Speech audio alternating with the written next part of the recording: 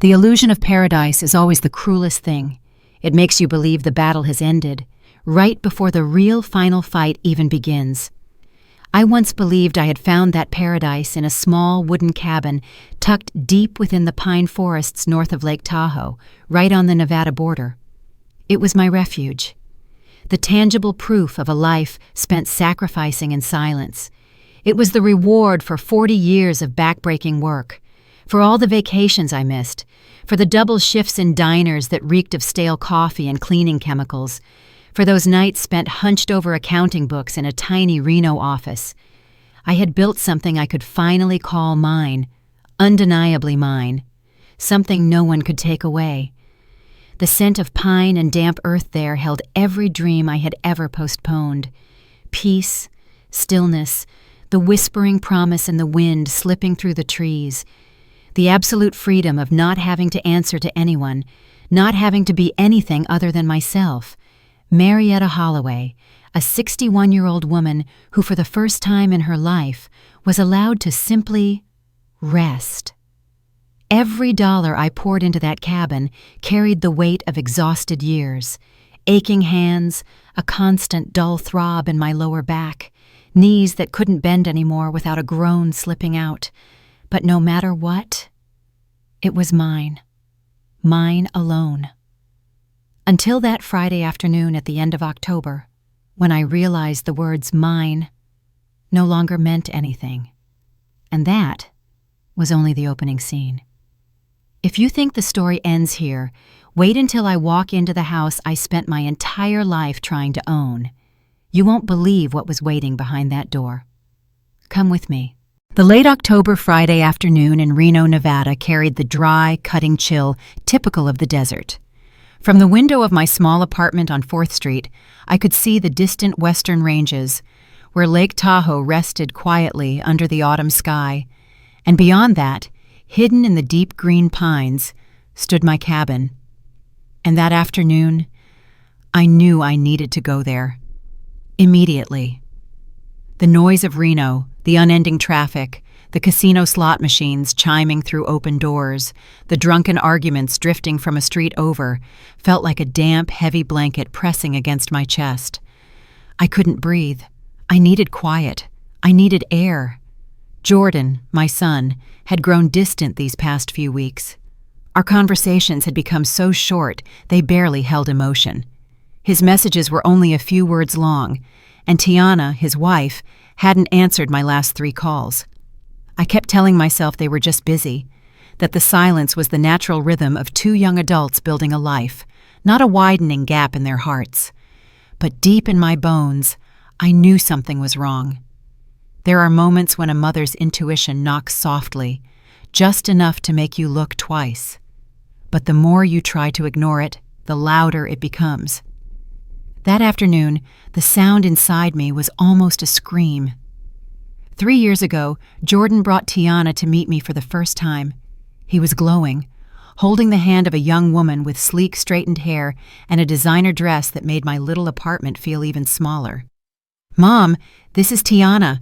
She works in marketing for a tech company. And she also runs a lifestyle channel with 50,000 followers." Tiana smiled, but the smile didn't reach her eyes. When she glanced around my apartment, the worn furniture, the faded paint on the walls, the Walmart rug, I saw something flicker across her face. Not quite contempt, more like evaluation. "Hello, Ms. Marietta," she said sweetly, though the sweetness had an artificial glaze. "Jordan talks about you all the time. You must have worked so hard raising him by yourself." The emphasis on "worked so hard" made me feel as though I was being examined under a spotlight. That day, after they left, I sat alone in my kitchen staring at my old refrigerator and thought, this girl will never understand the road I've walked. I turned off my phone and shoved it into my bag. I didn't want anyone to know I was leaving. I didn't want permission. I didn't want to explain myself. The cabin was mine.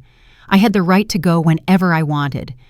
I tossed a few clothes into my old backpack, grabbed a thick sweater, and headed out. My 2008 Subaru Outback, faded paint, torn seats, still ran well. I cared for it like a friend, because I couldn't afford a new one. As I left Reno, driving west on US 395, I felt my shoulders lighten piece by piece. The Sierra Nevada mountains rose ahead, majestic, vast, untamed. Autumn there was breathtaking, golden leaves lining the road, winds carrying the scent of the lake, a sky so blue it looked polished. I rolled down the window and let the cold air rush across my face. It carried pine, water, and the scent of freedom I had been craving. I told myself, 2 days, just 2 days alone in the cabin. That will be enough. I'll be okay. I'll find myself again. But I was wrong, very wrong. It took about an hour and a half to reach the cabin from Reno. I turned off the highway onto the winding, smaller roads, climbing slowly past 7,000 feet. Pine forest wrapped tightly around me, and the late afternoon sun pierced through the canopy in long golden streaks. It had rained yesterday, and now the air was thick with the smell of damp earth and pine needles, an aroma that always soothed me, reminding me there were still places in this world where I could be myself. No masks, no roles. Here, I wasn't mom, fixer of everything. I wasn't Marietta, the reliable employee. I was just me. But as the car rounded the final curve, the one that always opened into the small clearing where my cabin stood, an icy grip tightened around my chest. My foot slammed the brake. There are moments when everything inside you falls silent, as though your body knows what's coming before your mind does. And I knew with absolute clarity, this was no mistake, no coincidence. This was the warning sign of something terrible waiting ahead. 3 cars were parked directly in the cabin's driveway. One was Jordan's gray Honda Accord. I recognized the license plate instantly. The other 2 were strangers, a large black SUV and a smaller red sedan. My heartbeat slammed against my ribs like a trapped bird. Not fear, not yet. Instinct, raw, primal instinct, the kind life had taught me to never ignore. I knew with a cold certainty that something was very, very wrong. 2 weeks ago, I had called Jordan. "Sweetheart, I'm thinking of going up to the cabin this weekend. Want to come?" His voice was cold, rushed. "Mom, I'm really busy. A project at work is blowing up. I don't think I'll have time to go anywhere." "All right, I understand. Are you okay?" "Yeah, fine. I have to head into a meeting. Go to the cabin if you want." I wanted to ask more, to ask why he was becoming distant, why Tiana never picked up my calls anymore. But I didn't ask, because I was afraid of the answer. Now, sitting there staring at his Honda, I understood. Jordan had lied. I parked the car several yards away, hidden behind the curve. I sat in the car for a long minute, trying to connect the pieces. No one had asked permission to use the cabin. No one had told me they were coming. Jordan had claimed he was too busy to leave the city. And now, all of that stood exposed as a lie. I opened the door and stepped out slowly. My legs trembled, not from weakness, but from the cold fury rising in my chest. I walked down the gravel path, each step tightening my grip on myself. Before I could reach the porch, I heard it. Laughter. Loud, crisp, unmistakably belonging to a party. And heavy bass from music, the kind that had never once played in my cabin. My blood turned to ice. I didn't knock. I didn't need to. This was my home. I didn't have to ask permission to enter the place I had bought with sweat and sacrifice. I turned the doorknob and pushed the door open. The first thing I saw, my living room had been completely rearranged. The furniture was still there, the heavy oak table, the old leather sofa, but everything else felt foreign. The photos I had hung with so much care, photos that told the story of my life, were gone. The sepia wedding photo of my parents, the framed picture of my grandmother, the picture of Jordan as a gap-toothed little boy, all stripped down, replaced by trendy, soulless artwork and unfamiliar photos. My parents' photo, taken in 1962 in Reno in front of City Hall. My mother, Mary Holloway, wearing a simple white dress borrowed from a cousin. My father, Robert Holloway, wearing the only suit he ever owned, bought at a thrift shop. They were young, poor, in love. 5 years later, my father died in a work accident. My mother raised me alone, 3 jobs, no complaint. That photo was the last piece of my father's legacy, and now it was stuffed somewhere in a box. My grandmother, Althea May Holloway, taken in 1945 when she was young. She stood beside a tall pine tree in Lake Tahoe, smiling brightly. She loved the mountains.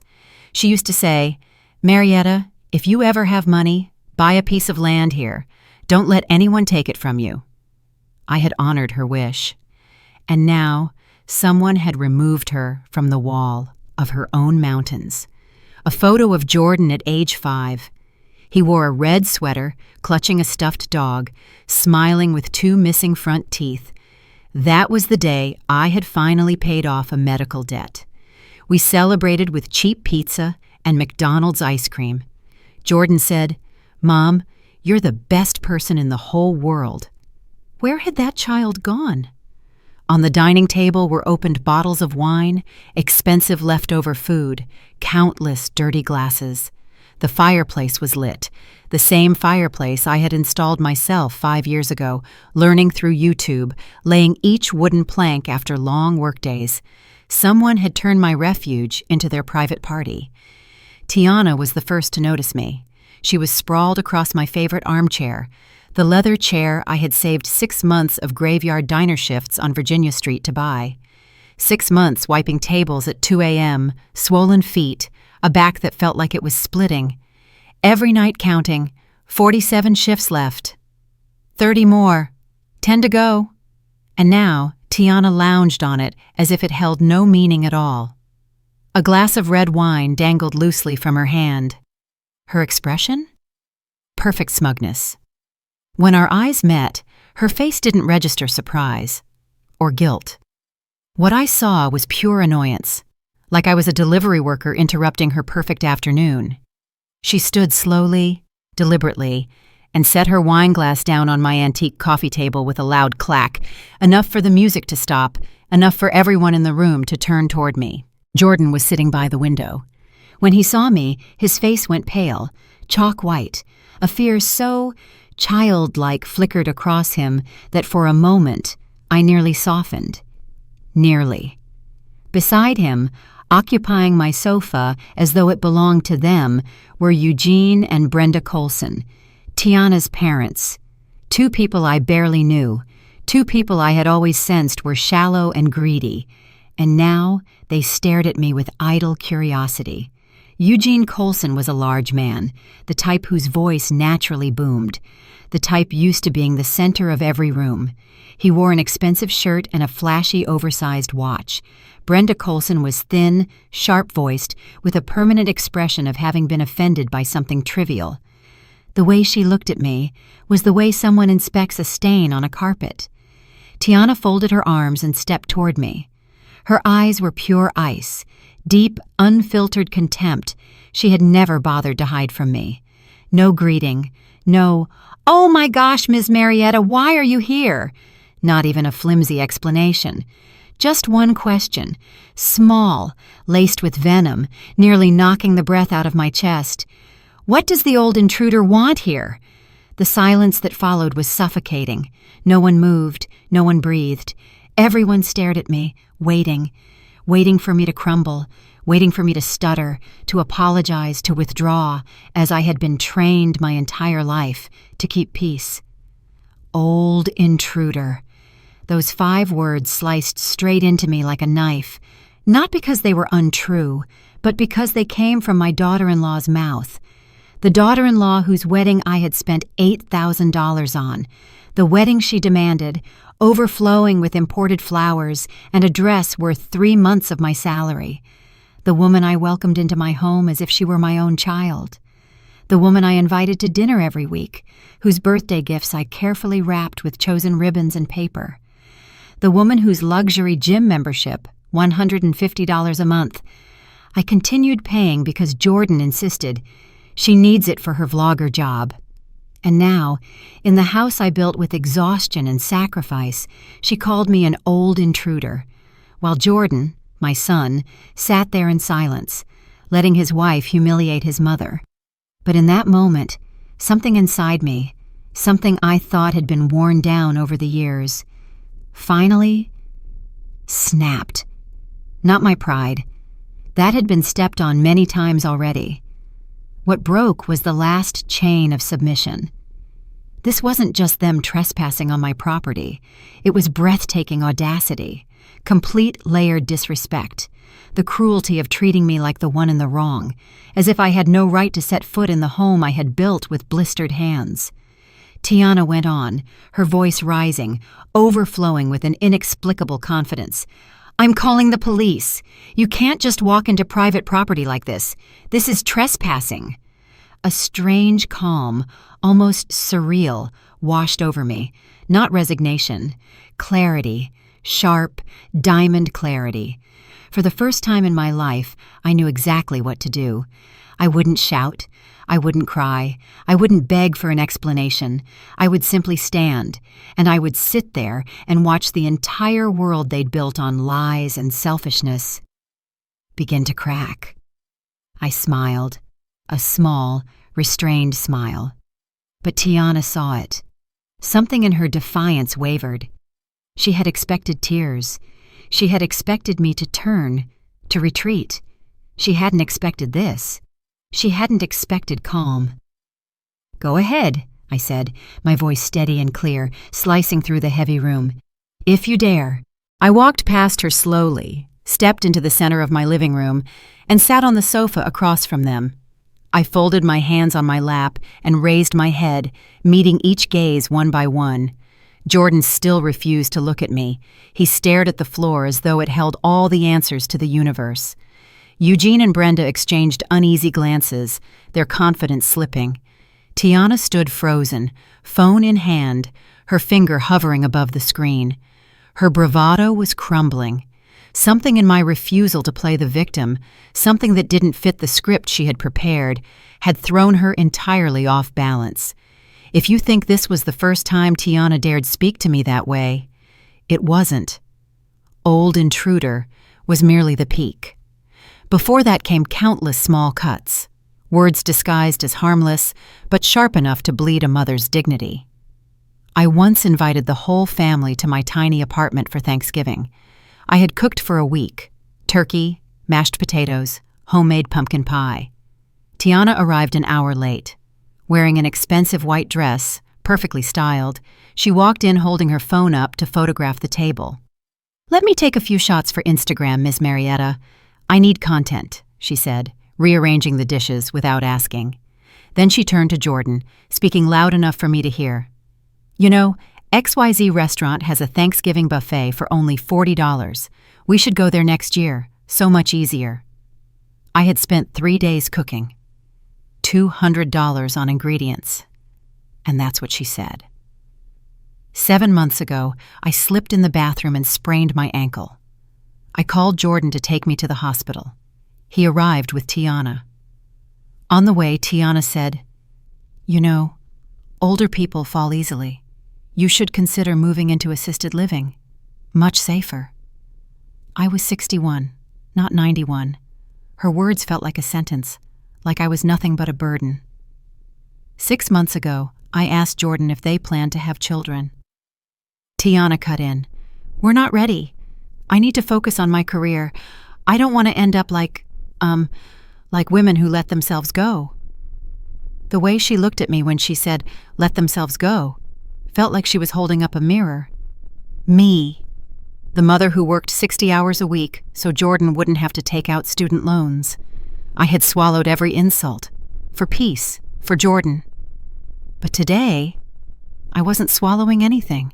Eugene Colson slowly rose from the couch. He was the kind of man who was used to the entire room orbiting around him, large frame, booming voice, always carrying himself like the one in charge. The way he stood up, slow, deliberate, felt like a performance, a ceremony of asserting dominance. He moved to stand beside Tiana, as if to reinforce her position with his very presence. "Ms. Holloway," he said, voice dripping with a patronizing calm, as if he were speaking to a confused child. "Marietta, I'm sure this is just a simple misunderstanding. Jordan gave us permission to use the cabin for the long weekend.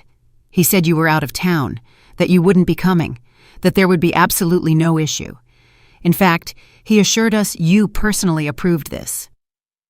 I felt hot blood rush to my head, but my voice remained frighteningly calm. So there it was, the lie. The story they had woven to justify their hostile occupation. Not only were they using my house as their own, they were using my name to legitimize it. I turned my gaze to Jordan. "So you told them I gave permission?" I asked. Jordan opened his mouth, but only a strangled sound came out. His eyes darted from me to Tiana to Eugene and Brenda, as if he were desperately searching for an escape route that didn't exist. The truth lay bare between us, ugly and undeniable. This was the moment when some onlooker might say, "Ah, so that's what happened." But the story did not end there, because once the first lie fell, the whole web of deception underneath it began to crack. And the worst part hadn't even arrived yet. Brenda Colson spoke up, her shrill voice still carrying that trademark sharpness. "We had absolutely no idea you hadn't been told," she said, folding her arms as though she were the wronged party. "Jordan invited us. He said this was going to be a family getaway, that you'd be arriving tomorrow, that we should come early to get things ready. We even cleaned the place for you. We went out and bought all the food. We did everything to make you comfortable." A carefully crafted lie, decorated with details, designed to sound reasonable. Designed to. Because I knew every corner of this cabin. I knew exactly what it looked like when I left. And what I was seeing now was not preparation. This was occupation. They had stripped away my imprint to make room for their own.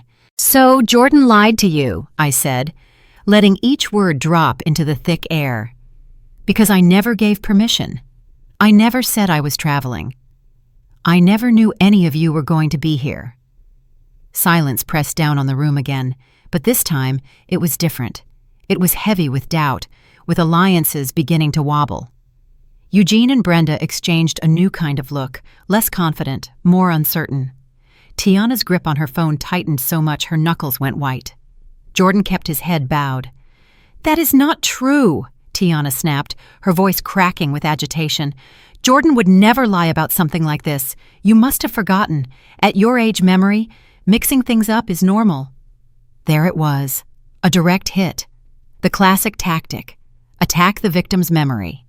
Turn me into a confused old woman, unreliable and unstable. She had used that tactic on me many times, subtly, indirectly. But now, in her panic, she swung it like a blunt weapon. I rose slowly, not to leave, but so they could all see me clearly and see the absolute clarity in my eyes. "My memory is perfectly fine, Tiana," I said, my voice cold and clear as mountain air. "I remember every conversation with Jordan over the past month. I remember him saying he was too busy to visit. I remember you stopped answering my calls 2 weeks ago. And what I remember most clearly is that this cabin is in my name. I paid every dollar, I've maintained every corner, and no one, absolutely no one, has the right to be here without my permission." I walked to the wall where my family photos used to hang. The empty nail holes stared back at me like wounds. "Where are my pictures?" No one answered. Tiana glanced toward the fireplace. Brenda sat down, smoothing her dress, visibly uncomfortable. Eugene snorted. "We put them away," Jordan muttered. "We thought you wanted to freshen up the decor. We put them upstairs. In a closet. In a box." I repeated his words. "You thought I wanted to freshen up the decor?" I let the absurdity of that hang in front of them. Or did you think my presence and my history weren't necessary? That you could erase me from my own house and replace me with whatever you liked? Tiana's mask shattered. "This is ridiculous! Jordan is your son. He has the right to use this house. You always said you worked hard to leave him something. And you're making a fuss over one weekend?" He has the right. When I grant it, I replied. When he asks. When he respects me and my home. But sneaking behind my back, lying, removing my personal belongings, then calling me an intruder in my own property, that is not a right. That is trespassing. Tiana lunged toward me, her eyes blazing. You know what? You're right. I am going to call the police. I'll tell them there is a hysterical woman in our house, that she's causing a disturbance, that we feel threatened. I smiled, a small smile, calm to the point of terrifying. Go ahead, I said, for the third time, and the last. Please do. I think that's exactly what we need, a neutral third party to look at this entire situation. This time, Tiana actually pressed her finger to the screen. The beeping tone as Tiana dialed 911 rang out sharply in the silent room. She switched to speakerphone, a petty, theatrical move clearly meant to intimidate me, to show me she was serious. Her hand trembled slightly, but her face radiated pure defiance. Jordan had sunk back into the chair, head buried in his hands. Eugene and Brenda watched everything in silence, their faces stiff. A calm female voice answered on the other end. 911 Emergency Services. What is your situation? Tiana drew in a deep breath and immediately molded her tone into that trembling, frightened cadence of a victim. Yes. Hello. I need help. There is a woman in our home. She is causing a disturbance. She entered without permission, and she is threatening us. She refuses to leave. We're at a cabin on Mountain Laurel Drive, marker mile 18, near the north shore of Lake Tahoe. My blood boiled, but I stayed seated, silent. Every word out of her mouth was a calculated lie. Our home, entered without permission, threatening us. All of it designed to frame me as an unstable, dangerous aggressor. Is the person posing an immediate danger? Is she armed? The dispatcher asked. Tiana glanced at me, eyes filled with hatred. I don't know. She is very agitated. She is in her early 60s, but she is acting very irrational. We are really scared. An officer is on the way, ma'am. Please remain in a safe area and do not engage with the individual. We'll try, Tiana replied, ending the call with a dramatic tap. She turned back to the room, a triumphant smile on her face. You heard that. The police are coming. You'd better leave before they get here, or this is going to get much worse for you. I leaned back into the sofa. My hands rested calmly on my lap. I crossed my legs. I wasn't going anywhere. I'm not moving, I said evenly. In fact, I'm looking forward to speaking with them. I think what I have to show them will be very interesting. The confidence on Tiana's face flickered just for a heartbeat. Very briefly, but I saw it. Jordan raised his head, his eyes wide, a new kind of horror in them. He knew what I had. The next 20 minutes were among the longest of my life. No one spoke. The only sounds in the room were the crackle of wood in the fireplace and the nervous tapping of Eugene's foot on the hardwood floor. Tiana paced in front of the window, occasionally yanking back the curtain to stare into the dim wash of dusk. Jordan remained motionless, a statue carved from his own shame, and I just sat there, waiting, with the patience forged from decades of swallowing my own anger. If this had only been about a house being trespassed, I might have handled it differently, but the people sitting in my living room that day had laid their hands on my life a long time ago, not just with their attitude, but with cold numbers in my bank account.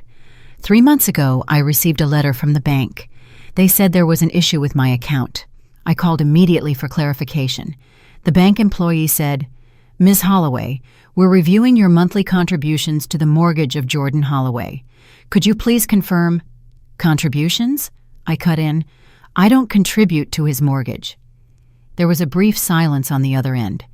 Ma'am, our system shows an automatic transfer of $800 each month from your account to his mortgage payment. This has been ongoing for 2 years. My heart nearly stopped. 2 years? I pulled up my bank account. There it was, $800 every month for 2 years. In total, $19,200. I called Jordan. "Sweetheart, why am I sending $800 every month to your mortgage?" His voice carried a clear note of embarrassment. Mom, I thought I told you. I was having some trouble with the payments. You agreed to help, temporarily." "You never asked me, Jordan." Silence. "I'm sorry, Mom. I thought you knew." That was when I realized Jordan and Tiana had set up automatic transfers without my consent. They had been taking my money for 2 years, and now Eugene and Brenda, who had moved in with Jordan and Tiana because they couldn't afford a place of their own, were also being supported by that money. I had been paying so they could all sit in my house and call me an intruder. Finally, I heard wheels crunching on gravel outside. A sheriff's patrol car pulled into the driveway, red and blue lights flashing, casting stuttering colors across the living room walls like a movie scene. 2 officers stepped out. One was an older man, broad-shouldered, sun-worn face, his nameplate reading, Malik Garner. The other was a younger woman with sharp, alert eyes, Rochelle Banks. Tiana practically rushed to the door, flinging it open with an overdone display of relief. "Thank God you're here, officer. She's in there. She walked in without permission and refuses to leave. She's been threatening us." The 2 officers entered cautiously, eyes sweeping the room as if assessing the level of danger. Officer Malik Garner looked at me first, still seated calmly on the sofa. Then at Tiana, whose trembling looked suspiciously like trembling meant to be seen. "Who is the legal owner of this property?" he asked. His voice was low, neutral, but carried authority. Tiana opened her mouth to respond, but I spoke first. "I am," I said, standing. "My name is Marietta Holloway. This property belongs to me." "That is not true," Tiana cut in immediately. "She is my mother-in-law. We are allowed to be here. She is the one who showed up unannounced and started causing trouble." Officer Garner glanced at me with an expression I had seen my entire life. The look of a man who assumed the younger, sharper-tongued person was telling the truth. The look reserved for the emotional older lady, causing drama over family matters. "Ma'am," he said, in that familiar patronizing tone, "do you have any documentation to prove this property belongs to you?" I smiled. This was the moment I had been waiting for. "Yes, officer," I said slowly. "I have every document you need, right here." Tiana froze mid-breath. Jordan looked up at me, and for the briefest second, I saw raw panic in his eyes. He knew. He knew I was about to rip open everything they had tried to hide, and the whole room seemed to hold its breath. I walked to my bag by the door, opened it, and took out an old leather folder. Inside was everything: the property deed, the latest property tax bill, utility bills in my name, and the letter from the bank 3 months ago confirming the mortgage had been fully paid. I handed the folder to Officer Garner. He took it, squinting in surprise, and began reading through each page carefully. His expression shifted, slowly but clearly, from skepticism to focus to complete seriousness. Officer Banks stepped closer to read over his shoulder. They exchanged a brief, weighted look. "All the documents are in her name," Officer Garner said, "in Ms. Holloway's name." His voice no longer had a hint of condescension. He turned toward Tiana, eyes now cool and sharp. "Ms. Marietta Holloway is the sole legal owner of this property." The color drained visibly from Tiana's face. Eugene lurched to his feet. Brenda exhaled a hard, sharp breath. Jordan closed his eyes, as if wishing his entire body could evaporate on the spot. But Jordan is her son," Tiana stammered. "He told us we could stay here. He said she agreed." This time, Officer Rochelle Banks stepped forward, her voice precise, professional. "Ma'am, the fact that he is the owner's son does not automatically grant him the right to authorize other people to occupy the property without Ms. Holloway's consent, and she is clearly stating she did not give that consent." "I never did," I said. my voice ringing clear and strong in the tense room. "I came here this afternoon expecting my home to be empty. Instead, I found a party. They occupied my house, took down my family photos, brought in their own belongings. They lied to each other about me giving permission. And when I, the owner, arrived, they called me an intruder and threatened to call the police." I pointed toward the folder in Garner's hand. "So there. That is the proof I am the only person with any right to be here." Officer Garner turned back to Tiana. His face was no longer gentle. "It is clear Ms. Holloway did not authorize your presence here." Tiana looked to Jordan for rescue, silently begging him to say something, anything that might save her. But Jordan stayed silent, a statue carved out of his own cowardice. Finally, Eugene tried to speak. "Officer, this is all just a misunderstanding. Jordan invited us. We thought everything was legitimate." "This is not a misunderstanding," I said flatly. "It is a deliberate lie, and now I want all of them off my property, immediately." Officer Banks scribbled notes quickly. Officer Garner turned to me with a look full of respect. "Ms. Holloway, you are fully within your rights to ask them to leave. Would you like to file a formal complaint for trespassing?" I looked at each of them in turn. Tiana, her face twisted with rage and humiliation, Eugene and Brenda, playing innocent while living off my money, and Jordan, my son, falling apart under the weight of his own shame. I felt something snap inside me, but it wasn't sadness. It was the last chain tethering me to my old life. "I just want them out," I said softly. "Right now." Officer Garner nodded, his expression hardening. He turned to the stunned group. "You heard her. You all need to leave this property immediately. Ms. Holloway has proven she is the sole legal owner and has requested that you vacate. If you do not comply voluntarily, we will have to initiate formal removal procedures." Officer Banks added, her tone firm, "You may gather your personal belongings right now, but you must be off the premises within the next 30 minutes. I watched as reality etched itself onto each of their faces. The public humiliation, the brutal exposure of their lies. But this was only the beginning. There was still one more thing. The thing I had been avoiding for years. Avoiding out of fear, out of twisted love, out of a bone-deep habit I had carried my whole life, sacrificing myself for people who had never truly valued me. "Officer," I said calmly, "before they leave, I need you to witness one more matter." Everyone turned toward me. Jordan lifted his head, eyes wide with a fresh wave of fear. He knew. After all these years, he knew exactly what was coming. I walked back to my bag and pulled out a second folder. This one was thicker, heavier. Inside were years of receipts, bank statements, contracts, emails. I opened it on the dining table, pushing dirty plates aside. "Jordan," I said, looking directly at him, "in the past 5 years, how much money have you received from me?" Jordan paled even further. "Mom, please, answer the question, Jordan." The silence pressed on everyone's shoulders. Tiana stared at him, confused, not yet understanding what she was about to be dragged into. The 2 officers watched quietly, witnesses to a slow-motion collision. I don't know exactly," he whispered. "I do," I replied. I pulled out the first summary sheet. $68,000 over the last 5 years. I have transferred you a total of $68,000. I laid each document on the table like bricks of evidence. $15,000 for your apartment's security deposit.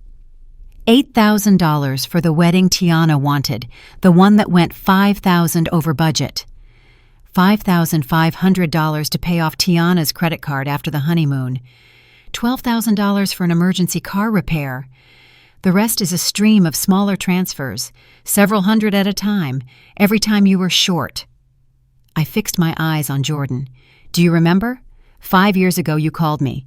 You said, 'Mom, I found the perfect apartment, but I'm short on the deposit. If you don't help, I'll lose it.'"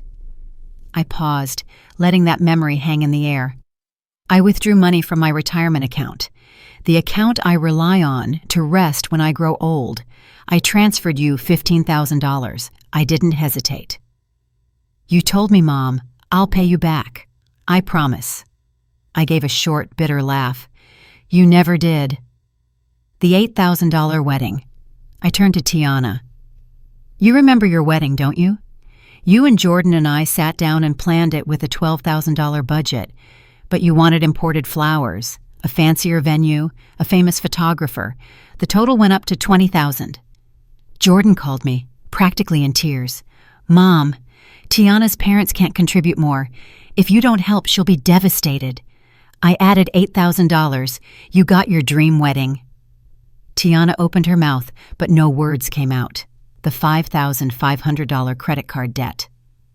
After the honeymoon, I continued, my tone steady but icy, Jordan called again. Mom, we're in a bit of a mess. Tiana's credit card, we kind of overspent on the trip. We need $5,500. I paid it because I didn't want your marriage to start with a financial crisis. The recurring payments. And that's still not all, I said, feeling a hot burn rise in my chest.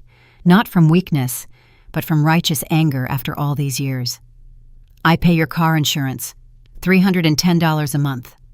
I also, for some unfathomable reason, pay for Tiana's luxury gym membership, $150 a month.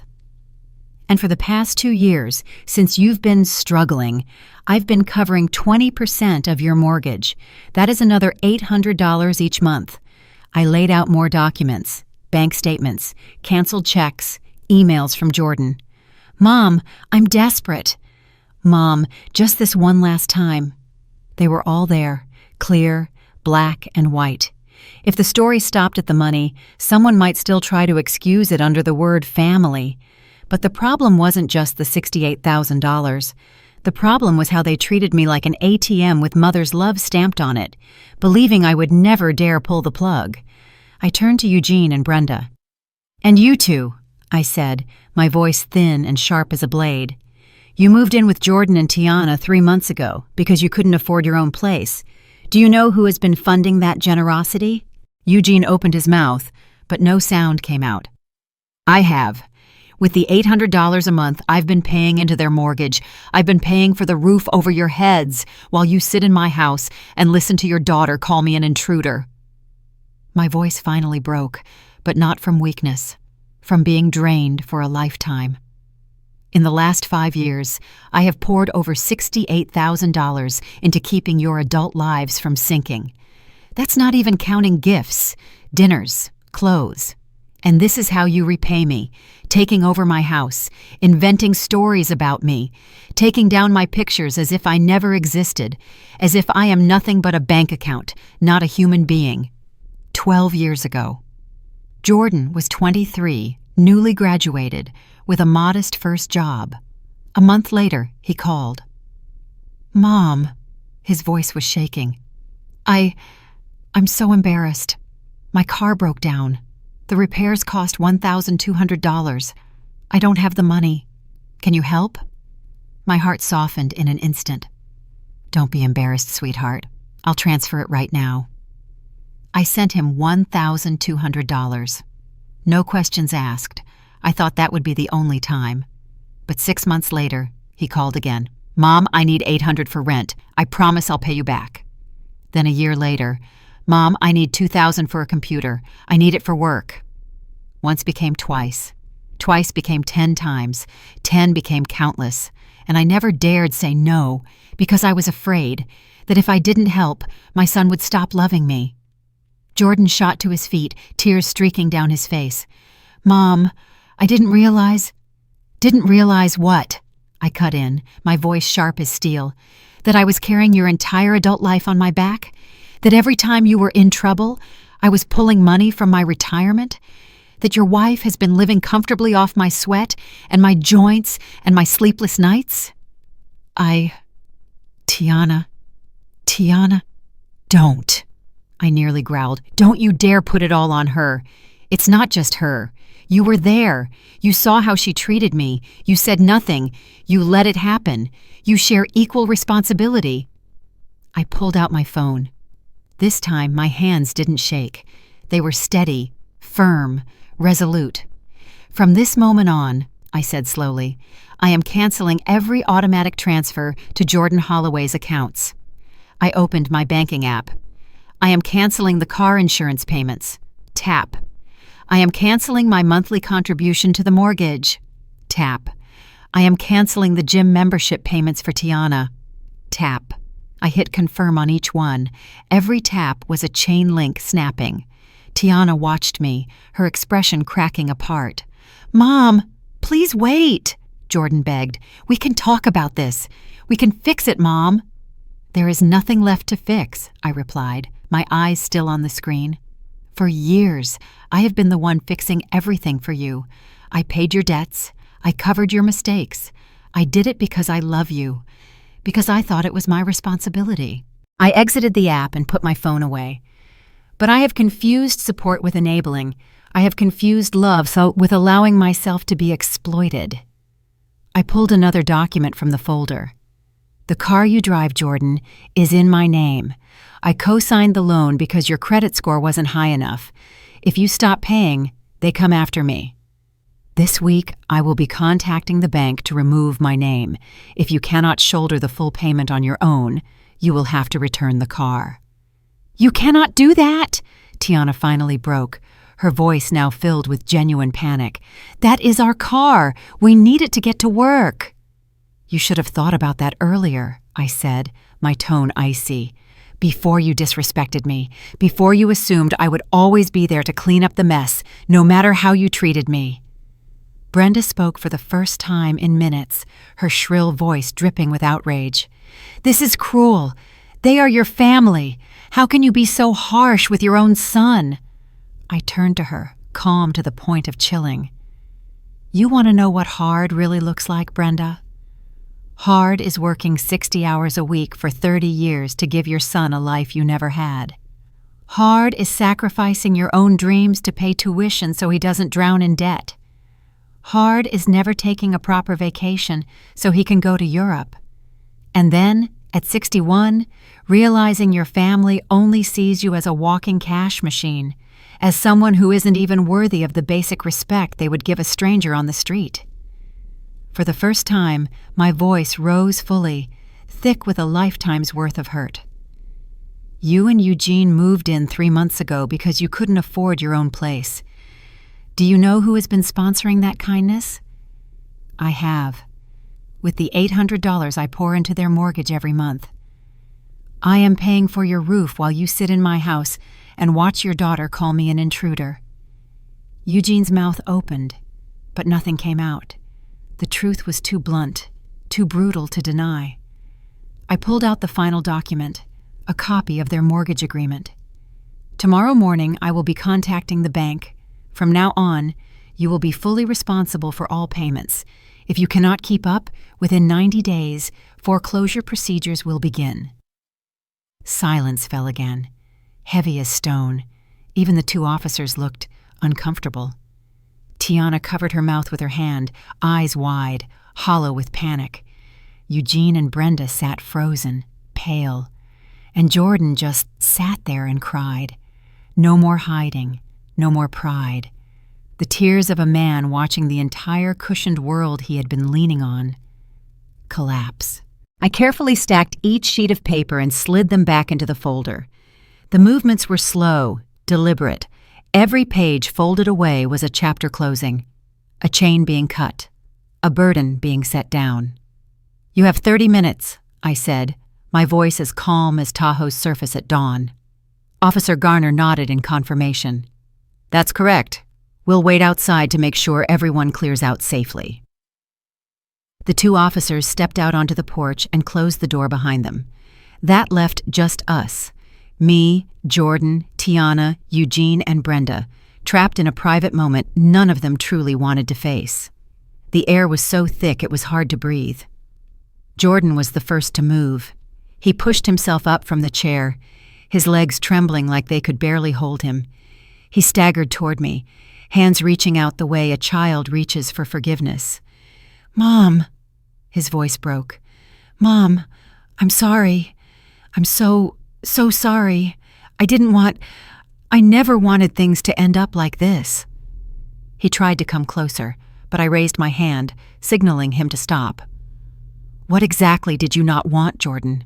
I asked, my voice level, steady, like running water. "You didn't want to get caught? Or you truly didn't want to hurt me?" I didn't want to hurt you, but you did." Silence. It was Tiana," Jordan whispered, his voice shaking. She was worried.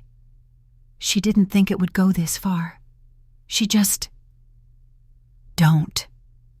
One word, but it sliced the room in half. Jordan flinched. "Don't put it all on Tiana," I said, my tone hardening. "It's not just her, Jordan. Don't pretend I don't understand exactly what's going on here." I walked toward him, each step slow and heavy. "You were here. You watched how Tiana treated me. You heard her call me an old intruder. You sat there while she called the police. You watched them take my family photos down. And you said nothing, not a single word." I stopped, standing directly in front of him. "Do you know what hurts more than Tiana disrespecting me? The fact that my own son, the boy I poured my entire life into raising, sat there and let it happen." I looked into Jordan's red, swollen eyes, and suddenly, another image surfaced over them. Jordan at 7 years old, his first day of school. Back then, we lived in a tiny apartment on 4th Street in Reno. 2 bedrooms, walls so thin I heard the neighbors fighting every night. At the time, I was working 2 jobs, breakfast shift at the diner, afternoons doing bookkeeping for a small company. But that morning, I asked for time off, because I wanted to be the one to walk my son to school. Jordan clutched my hand the entire way. "Mom, I'm scared. I don't know anyone." "You'll make friends. You're going to like school," I told him, squeezing his hand. When school let out, I waited at the gate. Jordan came running out, face glowing. "Mom, I made a friend. His name is Michael, and the teacher said I draw really well." He threw himself into my arms, hugging me so hard I almost lost my balance.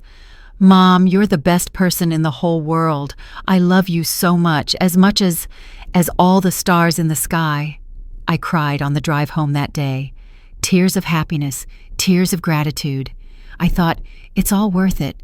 Every extra shift, every skipped meal, every dream I put on hold, as long as I get to see him smile like this. Somewhere along the road, that little boy with the clear eyes and unconditional love disappeared. "Do you remember?" I asked, my voice softer now but somehow more painful. "When you were 7 and you told me I was the best person in the world?" Jordan nodded, tears streaming down his face. "You said you loved me as much as all the stars in the sky." A sob ripped from his throat. "That day, I believed you," I went on. "I held you so tight and thought, this is why I exist. This is why I do everything I do." I paused, swallowing the lump in my throat. "But then you grew up, and somewhere along the way, that little boy vanished. In his place is a man who treats his mother like an ATM, a man who lets his wife humiliate his mother, a man who lies to her, takes her money, and erases her from the very house she built." "Mom, I'm sorry." Jordan was sobbing now, shoulders shaking. "I know you're sorry, Jordan, but sorry isn't enough anymore." Tiana, who had been standing frozen, finally stepped forward, but the arrogance was gone. So was the defiant glare. Her face was drained of color, her hands trembling. "Marietta," she croaked. Mom, Marietta, I'm sorry. I am truly sorry." For the first time, I heard something in her voice that sounded like sincerity, or maybe just desperation. I couldn't be sure. I never thought things would go this far," she said. I I thought you would understand. You always understand. You always give. Yes, I nodded. I always give. And that is exactly the problem. Tiana stared at me, confused. I taught you and Jordan a very wrong lesson, I continued. I taught you that love means giving without limit, that being a good mother means never saying no, that sacrificing yourself until there's nothing left is some kind of virtue. All of that is wrong. I looked at both of them, Jordan and Tiana. I confused two things, support and enabling. Support is when I help you stand on your own 2 feet, when I'm beside you, but you still face your own problems, when I am a safety net, not the one carrying your entire weight. Enabling is when I do everything for you, when I always jump in to rescue you, when I never let you deal with the consequences of your choices. I looked deep into Jordan's eyes, and with you, Jordan, I enabled. I gave you so much that you forgot the value of work. I dragged you out of one crisis after another until you never learned to manage your own money.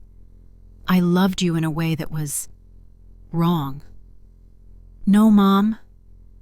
Jordan shook his head wildly. Yes, Jordan. I loved you in the wrong way, and the result of that wrong kind of love is a 33-year-old man still dependent on his elderly mother, a man who doesn't know how to tell his wife no when she demands things beyond their means, a man who lets his in-laws live off his mother's hard-earned money. If you've ever been the one who carries everyone in your family, the one who always pays, always rescues, always says, "It's okay, I'll handle it," then maybe right now you understand me better than anyone else in that room. Because there comes a day when you stand at the same crossroads. Either keep paying with the rest of your life, or cut the cord, knowing that decision will shake everyone around you. I had reached that crossroads in this little cabin, and for the first time in 40 years, I chose myself. Eugene, who had been silent the whole time, finally spoke, but the usual slick bravado in his voice was gone. In front of me was an old, tired man, stripped of all his armor. "Ms. Holloway," he rasped. I didn't know. I swear to God, I didn't know you were paying for all of that. Jordan told us he was doing well, that he was comfortable. We had no idea." "Well, now you know," I replied. Not cruel, but not gentle either. Just bare truth. "And now you have to decide what you're going to do with that truth." Brenda, the one who always talked the loudest, judged the harshest, now sat curled up on the sofa, arms wrapped tightly around herself. Our daughter," she whispered. "Tiana, what did we do raising her? For her to become—" She didn't finish the sentence. She didn't have to. We all understood. I turned back to Tiana, the woman who had walked into Jordan's life wrapped in glamour, now standing there with her shoulders collapsed. "Tiana," I asked, "do you know why I'm the angriest with you?" She shook her head, still unable to meet my eyes. "It's not because you used my money. It's not because you lived comfortably on what I broke my back to earn. What angers me most is that you did not respect me." I took one step closer. "You can be broke and still keep your dignity. You can need help and still be grateful, but you treated me as if I wasn't even a person. You called me an old intruder in my own home. You called the police with the express purpose of having me removed from my own property. You stripped my photos off the walls as if my history didn't deserve to exist here. That is no longer about money. That is cruelty." Tiana broke down.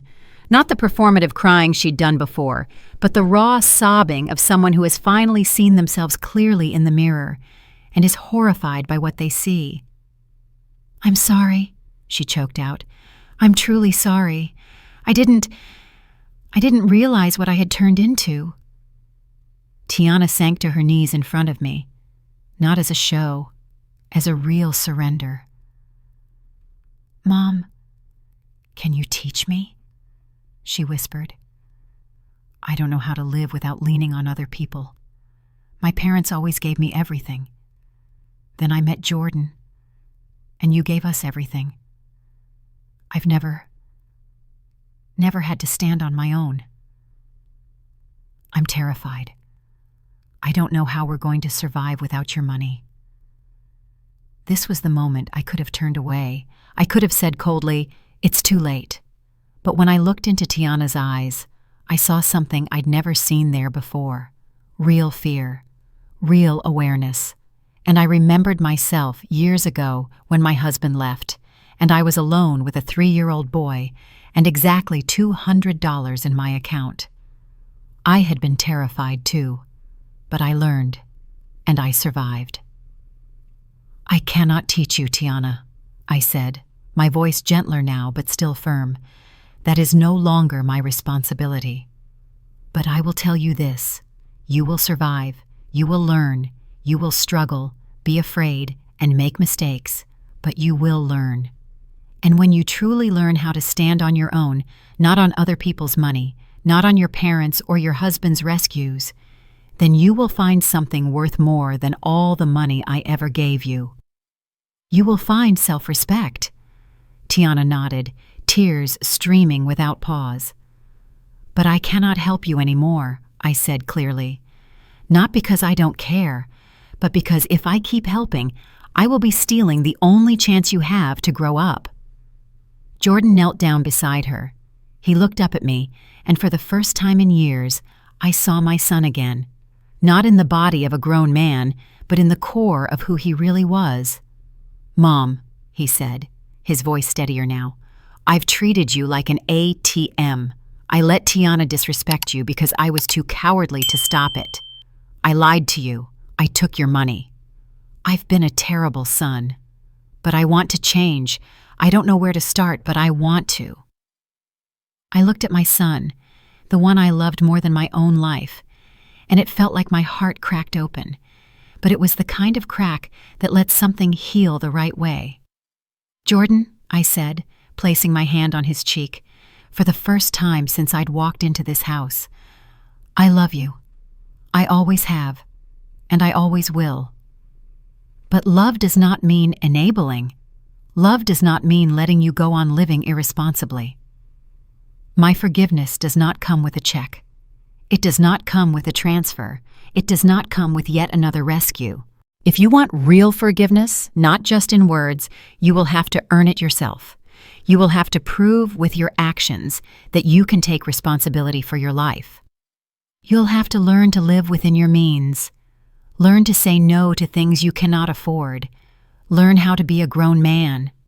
Jordan nodded, still crying, but there was a clarity in his eyes I hadn't seen in years. "I will, Mom. I promise." "Don't promise me," I said. "Promise yourself." A knock sounded at the door. Officer Garner stepped back inside.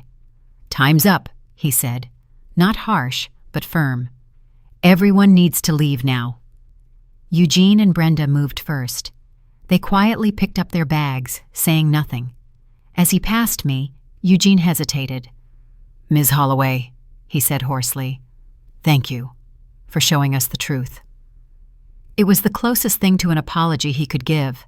Brenda gave a small nod, not saying a word, but for the first time, there was something like respect in her eyes. Tiana gathered her things. Before stepping out the door, she turned back. "Mom Marietta," she said, "I'll try to become a better person. I promise." I nodded. "I hope so, Tiana, for your own future." Jordan was the last one. He stood in the doorway and looked back at the room, the house where he had betrayed his mother's trust. "Mom," he said, Can I hug you?" I hesitated. Then finally I nodded. Jordan stepped forward and hugged me. Not the casual, distant kind of hug, but a real one. The kind of hug a little boy once gave his mother at the school gate. "I love you," he whispered. "I'm going to show you." "You don't need to prove anything to me," I replied softly. "You need to prove it to yourself." I let him go, and he left. I stood by the window and watched the 3 cars roll slowly down the driveway. But this time, I didn't feel abandoned. I didn't feel consumed by rage. I only felt sorrow. But it was a clean sorrow, the sorrow of someone who has finally let go. Their taillights disappeared around the bend. The 2 officers returned, gave me a nod. "You did the right thing, Ms. Holloway," Officer Garner said. "It wasn't easy, but you did the right thing." "Thank you," I replied. They left, and I was truly alone. The door closed, and for the first time in weeks, the silence I had been craving finally arrived. No more blaring music, no more demanding voices, no more lies hanging in the air, only the wind moving through the pines, the soft crackle of the fire in the hearth, and my own heartbeat slowly settling. I stood in the middle of the living room, drew in a deep breath, then exhaled long and slow. And with that breath, I felt something leave me.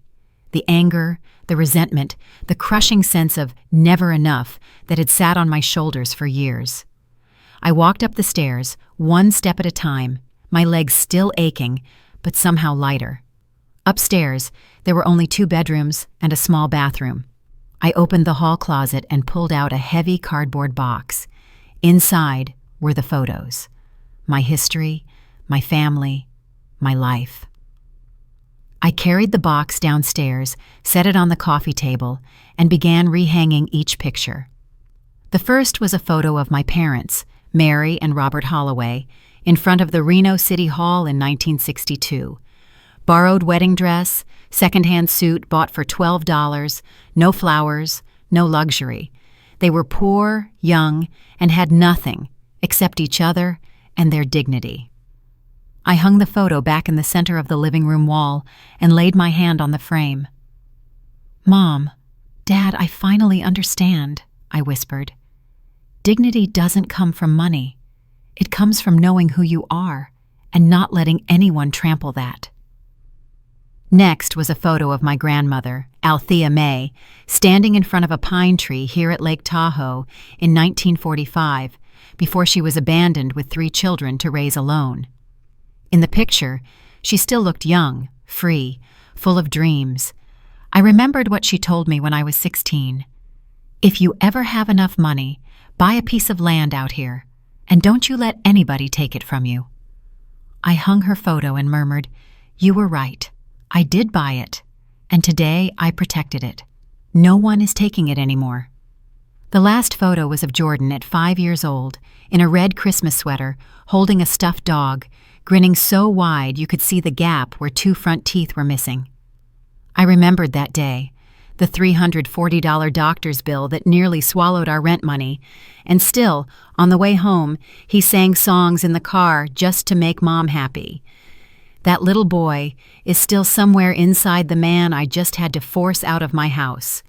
Maybe the cruelest part of love is having to let your child go, so they have a chance to find the best part of themselves again. I hung the photo and whispered, "My sweet boy, I am not abandoning you. I'm giving you the chance to become the man I know you can be." My phone buzzed.